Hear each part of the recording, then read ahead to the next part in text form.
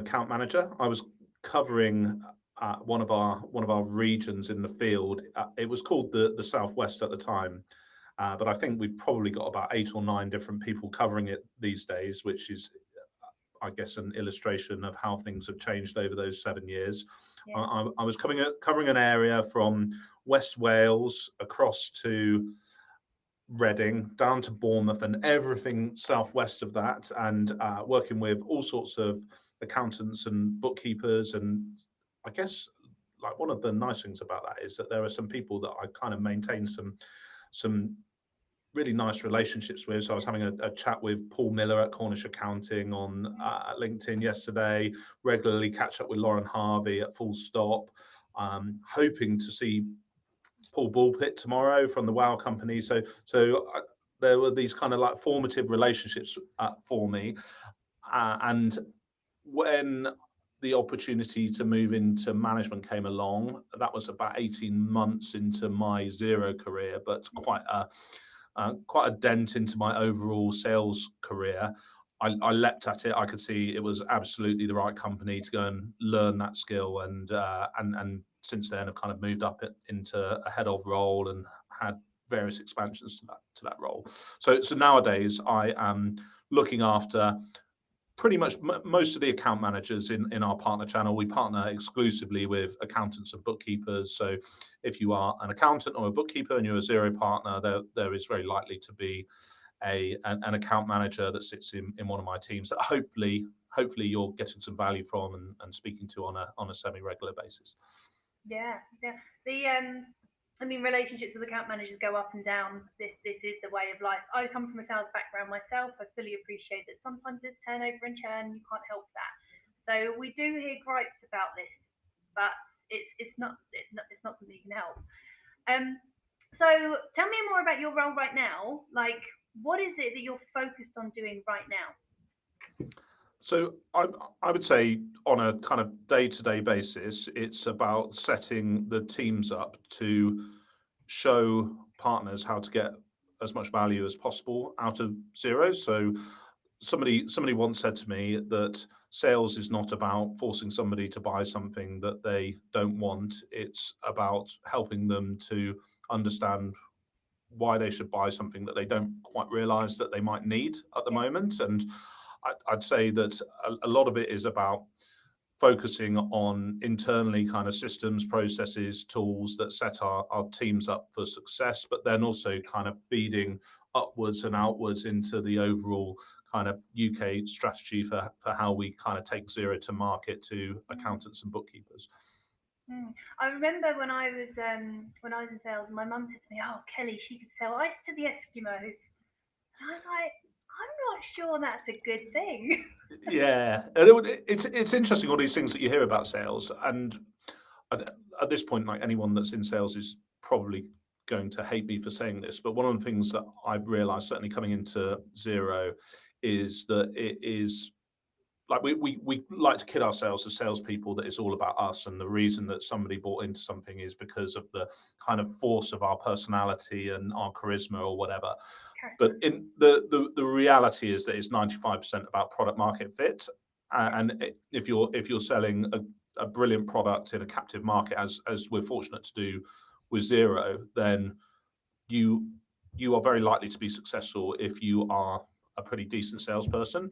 You could take the best salesperson in the world and put them into like a mature market where there's two big competitors, and I've certainly been in this situation. Two big competitors, not very much innovation. All of the conversations are about price, and actually they're probably not going to have a great time. Yeah, it's unfortunate how much price comes up in this space. I see. I had a word with somebody only last week, and I was like, you're struggling because you're not charging enough. You've got enough business, but you're simply not like charging enough. And I definitely don't consider myself as a pricing expert. There are probably better people in this world to talk to about that. But I know when something's off. So pricing, are you hitting your goals? If not, are your prices high enough? Yeah, yeah. uh, And particularly in a world, right, where there is huge amounts of demand, you rarely speak to an accountant in particular who will say there isn't much business out there at the moment. Yeah, it's evolving, and they're like we're living in a time when you can literally start any business from anywhere. Like the amount of people coming into this, I was going to say into this sector, but it's not really a sector. But the amount of people starting up businesses is phenomenally huge, and I think people, accountants misunderstand the impact that they have on the world. They seem to look at their accounts very matter of fact, and the work that they do is very organised and structured, and they forget that actually there's people in the background like me, the clients, going, "Oh my god, I hate this! I hate it so much, I can't do it." You know? Yeah, I think in all walks of life, sometimes we're guilty of perhaps projecting some of our prejudices onto our customers and clients, and we see that a lot with kind of Xero adoption. Oh, that person would never use software because they're X years old, or they've never used a computer, and that kind of thing. And then you do see some of that stuff broken down over time. Yeah. So I commented on one of your posts the other day. It's an article that you wrote about differentiation, one of your favourite topics apparently. And you start by using something that I also say, which is there's no such thing as a USP. So what does that mean to you? Yeah, it's probably not quite true, but it's only ever true if you are an innovator in a very new market, and that's incredibly rare. Mm, And I think in reality, if you try and sit down and write down what is actually unique about my business, and then you stack it up versus the competition, you will find it a real struggle to yeah. find one thing that you can call out and say this is unique about me and nobody else is doing it. But I think the important thing, and I should at this point call out a book called Sales Differentiation by Lee Schultz, which kind of really got me into this topic. I think the important thing is that just because that USP does not exist, it doesn't mean that you are in no way able to differentiate yourselves.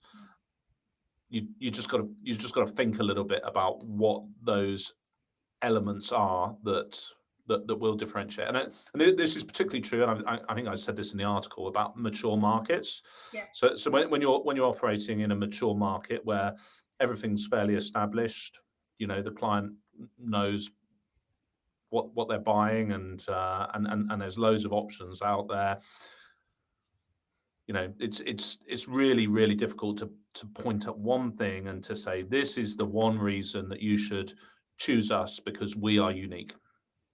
Yeah, I think like if you take fizzy drinks for example, fizzy drinks have been done. Something that tastes like Coca-Cola has been done 1,000 times, but that doesn't mean that there aren't a ton of brands selling the same thing under a different guise.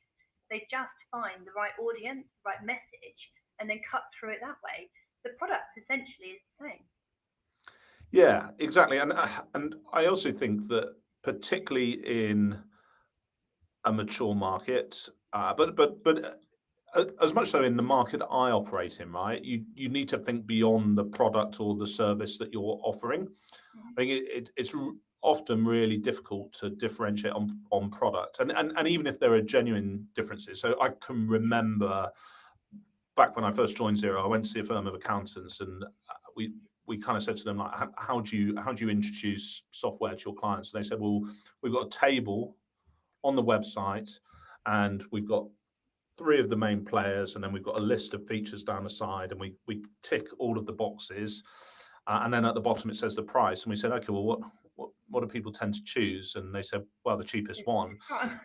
And it's like there are genuine differences between Xero and other cloud-based accounting providers, but if you aren't able to kind of serve that up in a meaningful way as to how it's going to solve a customer or client pain point, then it all becomes meaningless. And in addition to that, I think some of the reasons that people will buy into Xero or a particular firm of accountants is not because of the set of accounts that are produced or the way that a tax return is submitted to HMRC. It might be the service that is delivered alongside that. It might be that the office is really convenient, it's local, it's around the corner, or it might be that actually like they specialize in a particular vertical sector, and you as a business owner value that advice. I think it's really important that people that want to grow think about those things and are able to surface that information in the right places. Yeah, I think you're right. The niching is a word that's bandied around quite a lot in accountancy. I think niching, and I have the same view as Lee Mark, niching is actually more focus. It's about you more than it is anything else. It's about helping you narrow your field and get your thoughts in order. Because if you simply cannot differentiate if you've got the same service, the same audience, same everything. That there is no way you can do this. I think accountants fall into that because they're not taught otherwise. Perhaps I don't know. Maybe it's because they're not taught otherwise. But you've seen this reflected in websites as well, which I do. I, like Yeah. you, have to trawl through websites to kind of find out what's going on. So, what's been your reflection on that? Yeah, so I guess particularly when I was a senior account manager, I would trawl through lots of websites to make sure that I'd done my research before going to meet somebody. It's kind of an improving picture, but I do think that I lots of websites that simply list a set of services, and that gives me no kind of idea as a potential client as to why I should pick that firm of accountants versus the one over here. Mm. I'd say that nowadays most people will have a bash at saying this is why me, and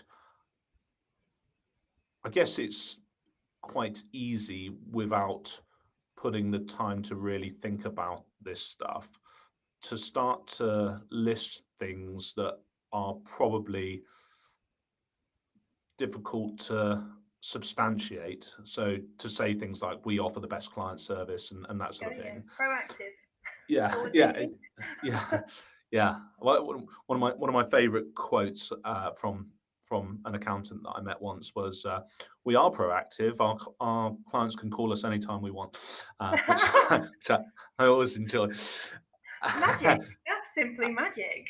It, it's also important to say that some people are doing this exceptionally well. And to your point, I mean, like niching in a vertical is one example, and I think that there are arguments to do that and to not do that. I think when the economic climate is as it is, it's probably a little bit more risky to put all of Yeah. your eggs in one basket potentially. And arguably, some people would say they specialize in small businesses, right? That is a sector in of itself. But I guess the people that do this really well, I think that they understand in the decisions that they make that they are creating differentiators for themselves. So I'll give you an example of this. So I see people on social media who are giving a hard time to people that say, I am 100% Xero, I will turn away a client that is not on Xero. And they say, well, like you're not giving your clients choice. And that is a bad thing.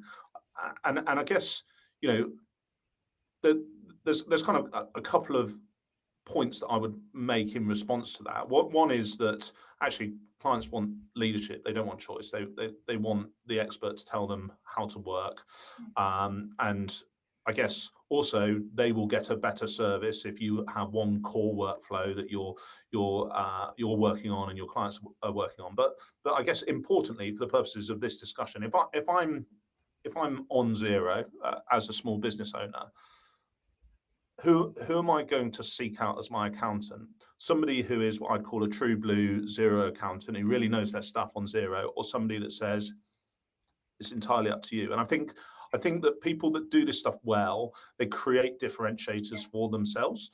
Yeah. No, I also agree on that. I think, however, there are horses for courses, and the benefit of just staying true blue is that you get your processes in order.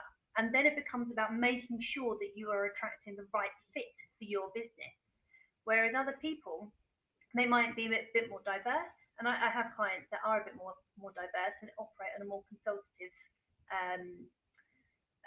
more consultative viewpoint. So they have different systems that they will work within, but they have boundaries as well. So it's making sure that if you have another client come to you, it's got the right system for them, or you're qualifying and attracting the clients that you need that fit the system that you want to use.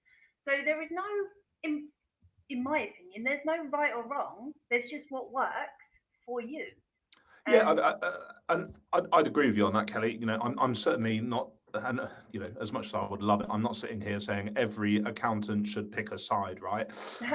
But what I am Can't get saying, them to make a decision, Ian. This is not acceptable.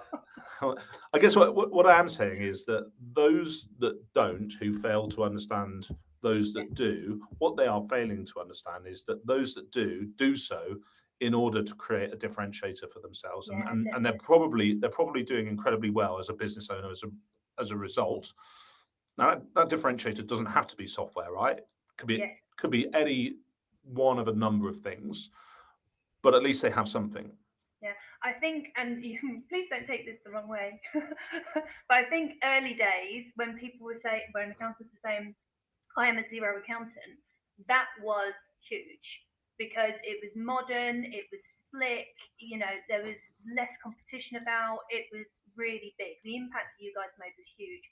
Just saying that you're a Xero accountant today, I don't think that's enough. I think there needs to be an extra level of differentiation as well. Well, yeah, and I think in an ideal world, you need to be able to look at your competitors, and let's face it, there's likely to be 3 or 4 of them, and be able to say, I have something that stacks up against each of these competitors. And we've already said there's no such thing as a USP, right? So it's very likely that you're going to need to have more than one differentiator in order to make sure that you're giving yourself the best opportunity to win business. Yeah, and it's the same with the marketing world as well. Marketing is marketing. You have to position yourself. You have to stand out from the crowd, and you have to sometimes. Sometimes the thing that differentiates you, like from your competition, is how you explain things. So a process that you're taking people through, something not even very tangible, but just a method to help you stand out. And this is something that I think accountants can replicate in their business as well.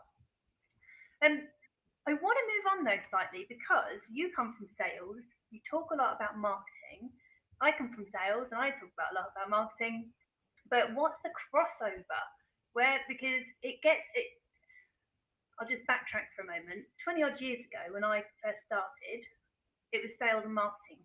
There were sales and marketing functions. Then they got broken up for some weird reason, or that's how it felt. And they started operating independently. And now things seem to be crossing over again. What's your view on that? Yeah, I guess it depends on your sales channel to a certain extent. I think what you're seeing, particularly in the B2C world, or B to SMB, for want of a better phrase. I think I've just invented that. We'll let you run with it. It is that there is.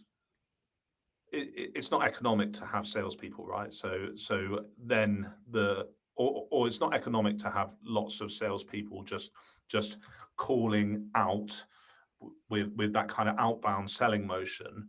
So I think that it is then critical to have experts in digital marketing who can kind of filter through leads to make sure that what that kind of smaller, if for want of a better word, sales force are focused on calling out to is kind of worth their while. I'd say in the kind of true B2B space, what you really want for this to be working really well, and I think it works as well at Xero as anywhere that I've worked actually, is marketing to be creating a brand that sets the tone for the environment in which sales are delivering a message. You want alignment in messaging, and then in an ideal world, campaigns that are driven by marketing that help the sales team to either understand which of their customers they're going to focus their time on, or the order in which they're going to be prioritizing calling their customers. So I think it's incredibly important that marketing and sales work hand in glove. Mm. Do you find much resistance from accountants when it comes to implementing marketing and sales systems? Do you get involved in those type of discussions at all? I guess we do from a promoting Xero perspective. So we will get fairly deeply involved in conversations that are along the lines of, this is a pot of clients who currently do their own bookkeeping on X system. We would love them to be on Xero. Some of them will move quite easily. How do we go and convince the others? I guess so. Have you ever come across disc profiling, Kelly? Yeah. So disc profiling, for anyone that hasn't come across it, is kind of like a learning style, stroke working style. High yellow, high green.